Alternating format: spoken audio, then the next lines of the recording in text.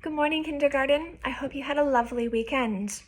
Last week in library, you had to make a prediction based on the cover of my book, Ellie's Dragon. Today we're going to read the book and you're going to find out if what you had guessed about the book was right. So relax, get comfy, and I hope you enjoy the story. Ellie's Dragon by Bob Graham.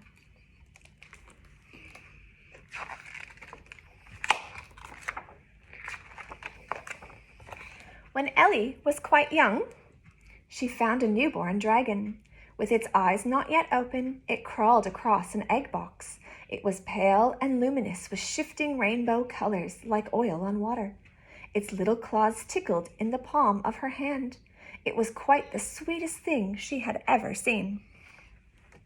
She called him Scratch.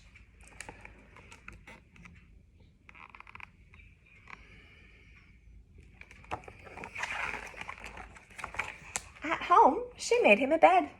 Scratch opened his eyes black as charcoal.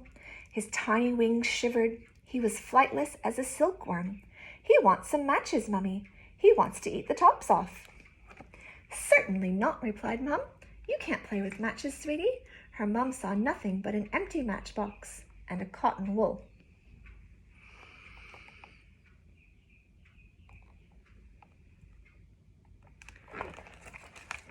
For a time, Scratch lived on the first floor of Ellie's dollhouse. She trained him to use the box of dragon litter. Ellie fed her beast nasturtiums, chilies, and burnt toast, with barbecue coals for mains.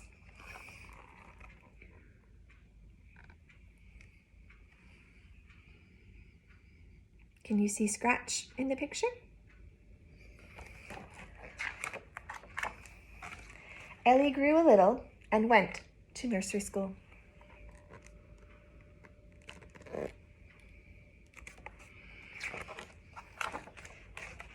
Allie saw him. He's sweet, he said. Angie saw him too. He's gorgeous, she said. Cool, added Amber and Luke. But the teacher saw nothing.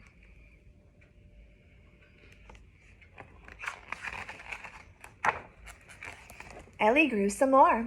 She turned 5 and she started big school. She was so excited that she forgot to take Scratch along.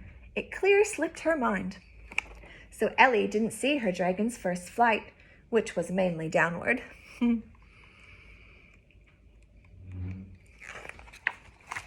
Ellie had her 8th birthday. Allie, Angie, and Luke were there. While the candles were still smoking, Scratch ate them. Ugh. And the same night, when they were all asleep, Scratch flew.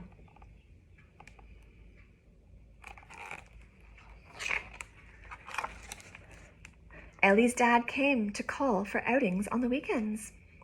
He never knew he had an extra passenger. Or that Ellie shared her popcorn.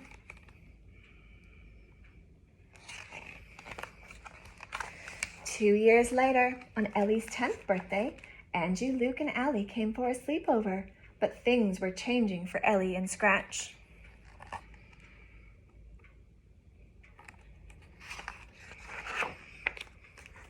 Ellie still loved her dragon, but Scratch had a way of outgrowing the dollhouse. So had she. Dragons breathe fire, dragons breathe smoke. Dragons fly, dragons don't dance. Scratch spent some more time dreaming on his fire blanket in the corner.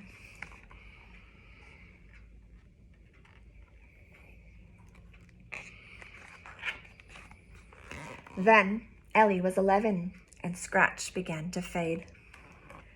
With the boom, boom, boom of the disco poppy girls in her ears, Ellie could no longer hear the slow pump of the air under Scratch's wings.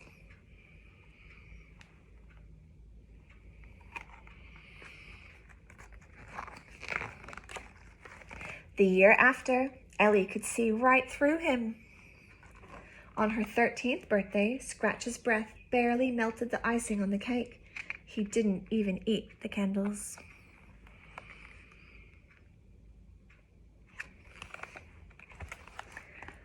And then he slipped quietly away into the night.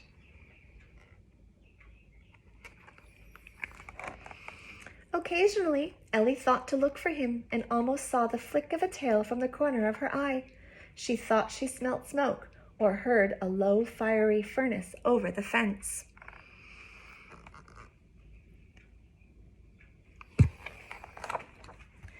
But Scratch had not gone. Little Sam found him wandering down the high street. A fully grown, house-trained, affectionate dragon just looking for a new home.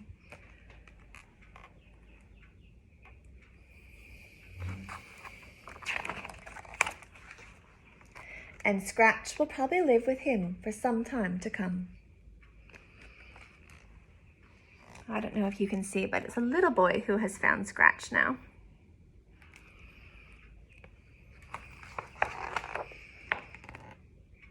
The end. Shopping at the supermarket.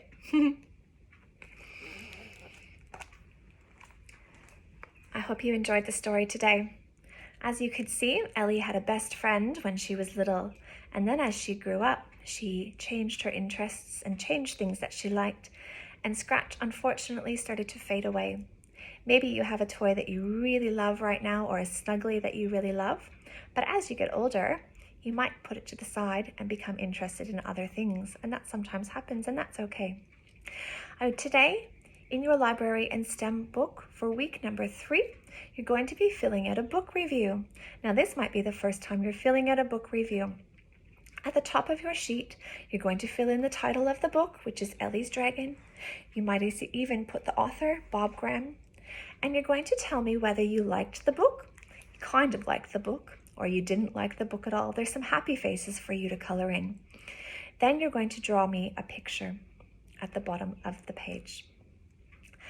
Have fun doing this activity, and I will see you again next week. We'll talk more about Ellie's Dragon. Have a great week. Bye.